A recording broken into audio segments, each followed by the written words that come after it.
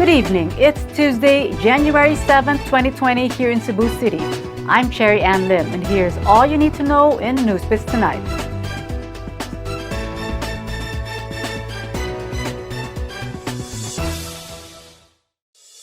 Cebu City Mayor Edgardo Labella has appointed the new members of the Metropolitan Cebu Water District Board of Directors. Here's Kenneth Torres for the details. After terminating all its members last year, Cebu City Mayor Edgardo Labella has appointed new members of the Board of Directors of the Metropolitan Cebu Water District. Former Cebu City Councilor Jose Dalos III from the professional sector will replace Attorney Cecilia Adlawan. Attorney Francisco Malilong from the education sector will replace former board chairman Joel Marillo.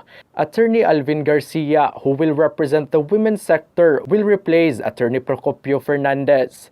Miguelito Pato from the business sector will replace former Cebu City Councilor Agosto Spe Jr.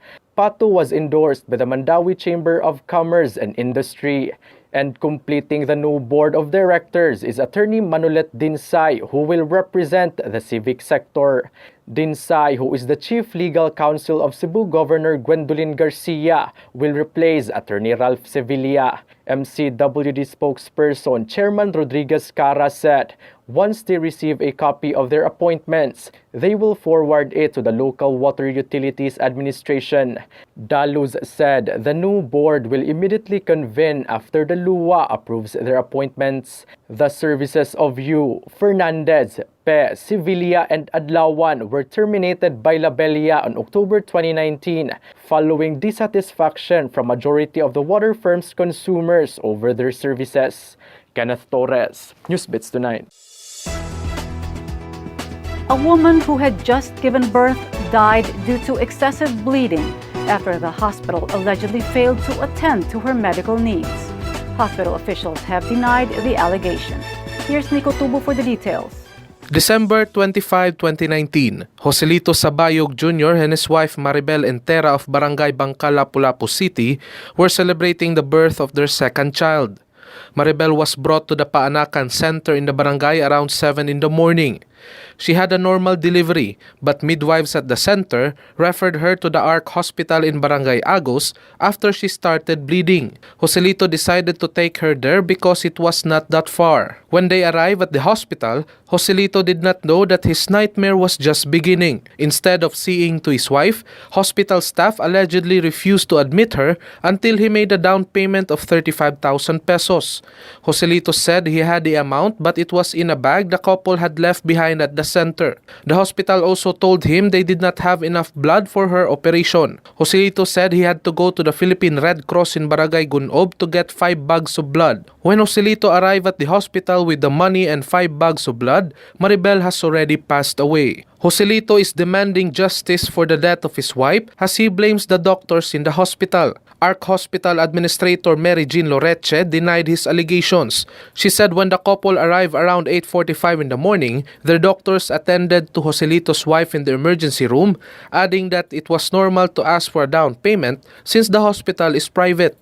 Loreche said they had to stabilize Maribel first before they could operate on her. Loreche also pointed out that Joselito took a while before he got the blood bags. She said they even gave him an option to transfer his wife to another hospital that had ample blood supply. Joselito ended up paying their bill while the hospital gave him a discount. Nico Tubo, NewsBits Tonight. The Philippine Statistics Authority in Central Visayas has halted indefinitely its express processing of civil registry documents due to technical issues with its service provider. Here's Romain Rivera for the details. The Philippine Statistics Authority in Central Visayas has temporarily stopped issuing documents available in its CRS Servilis outlet at the Gaisano Capital Building on Colon Street, Cebu City. This is due to some technical issues with their network service provider. PSA Central Visayas spokesperson Noel Raffles said the problem began on Monday, January 6.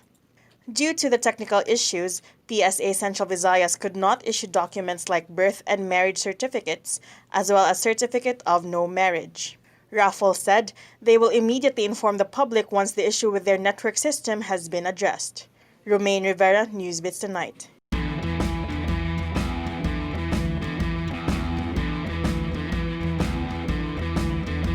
For the latest in sports, here's Kenneth Torres. The San Antonio Spurs had a season high of 13 three-pointers to beat Milwaukee Bucks in NBA 126-104 on Tuesday morning. Spurs have snapped the 5-game winning streak of Bucks in the tournament. Bucks opened the game with 3 straight triples, but Spurs went on a 13-4 run to secure its first lead at 15 against 13 of Bucks. In the second quarter, Spurs followed it up with 38 points, gaining their highest total in that quarter all season. Spurs continued their dominance in the remaining 22 seconds of the third quarter, leading against Bucks with 12 points. DeMar DeRozan had 25 points, Patty Mills added 21 points, and DeMarcus Aldridge and Rudy Gay tallied 18 points, all for the Spurs. Giannis Antetokounmpo led the Bucks with 24 points, 12 rebounds, and 8 assists, while Dante DiVincenzo contributed 16 points. Spurs and Bucks are set to face Boston Celtics and Golden State Warriors respectively on Thursday morning, January 9. Kenneth Torres, NewsBits Tonight. To get the latest, visit www.sunstar.com.ph. Follow us on our YouTube channel and official social media accounts on Twitter and Facebook. I'm Cherry Ann Lim. Good evening.